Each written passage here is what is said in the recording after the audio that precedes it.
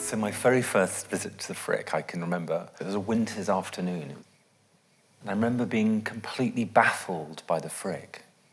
Strange, beautiful spaces. And then I remember finding that beautiful, beautiful picture by Chardin, where there's the carafe of water and there's the half-drunk glass in front of it and there's the plums, and it being absolutely mesmeric and thinking it was one of the most beautiful and extraordinary things I'd ever seen in my life. And then coming back and back and back in that way that you do with the Frick.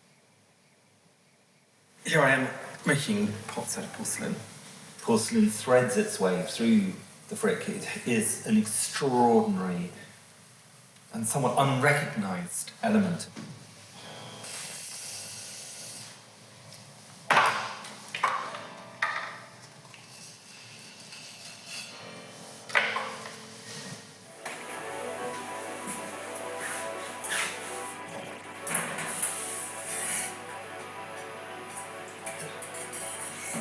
So 40 years of doing this and I'm still hugely excited to open a kiln. This is the unglazed porcelain vessels for that piece under the Ingres on the Goutier table. Okay, still pretty hot.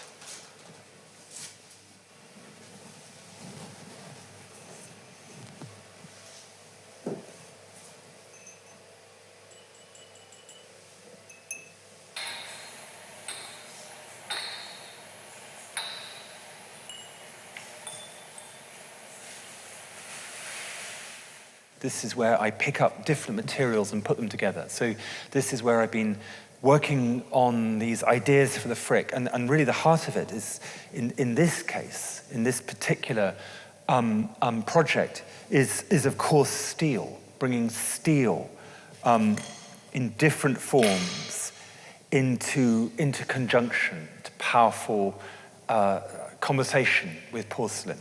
So here, black steel, different kinds of patinated steel, corten steel, milled steel of incredible thinness, powder-coated white folded steel. Some of these you'll see in the installations gilded on the inside.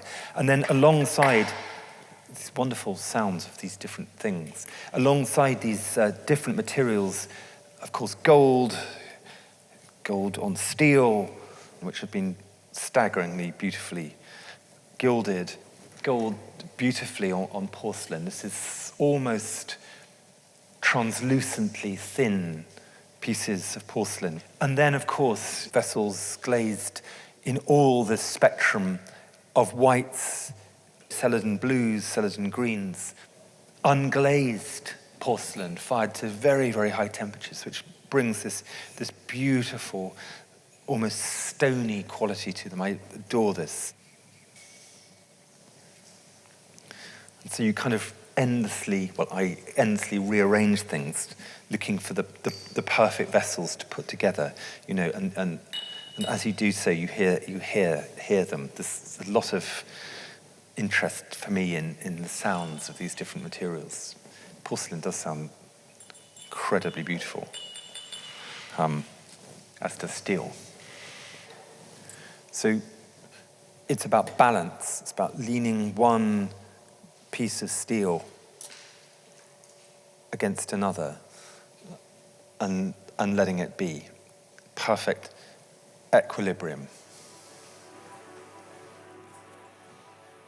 So I listen to music all the time, and standing in front of that extraordinary picture by Goya of the forge, with the feeling of the man about to strike with that hammer down onto the red hot metal, gave me the oral focus for this exhibition, which is of a pulse, a rhythm.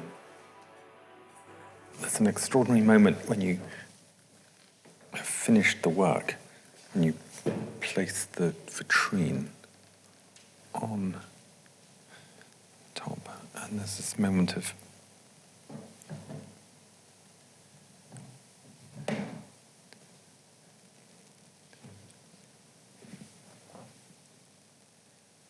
suddenly everything changes. It's absolutely wonderful. Always surprises and delights me.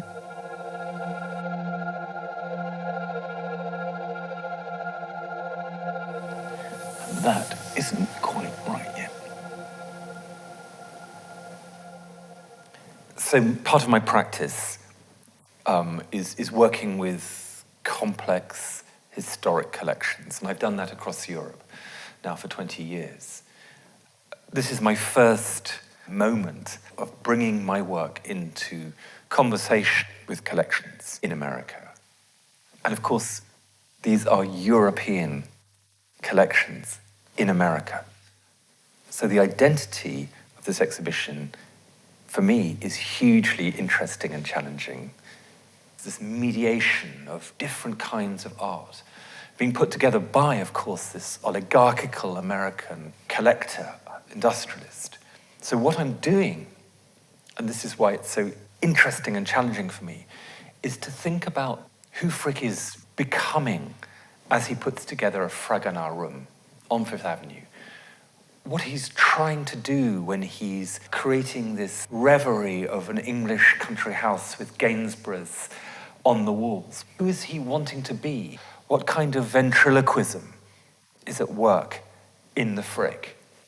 And so my work, these installations that I've inserted through the collection, at every point are pauses and moments of reflection about identity, about the collector, about the place, about the art.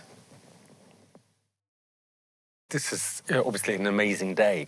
One of the biggest installations I've done. It's from darkness to darkness. It's 2 vitrines that you saw in London, and here they are finally here.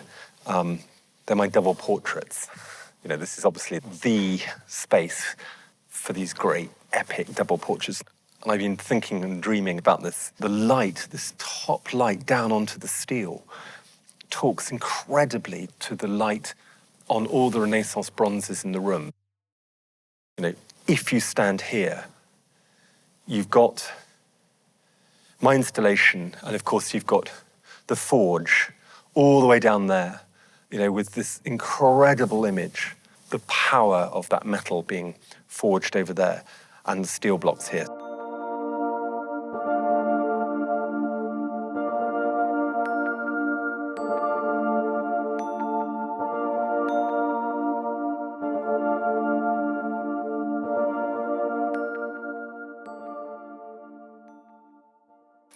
It's a rather beautiful sound, actually. These shards of gold, which will sit by itself on a little alabaster block.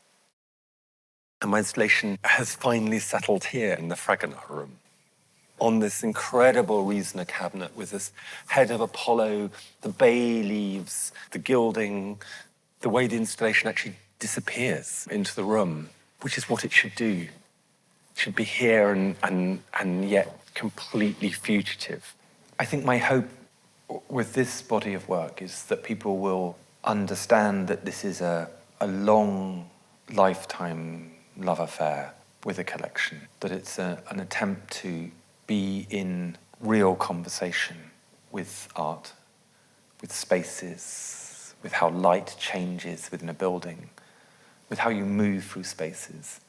And that what I'm trying to do is to slow you down even more within the Frick. Because I think my only aspiration as I get older is to slow people down. If that works,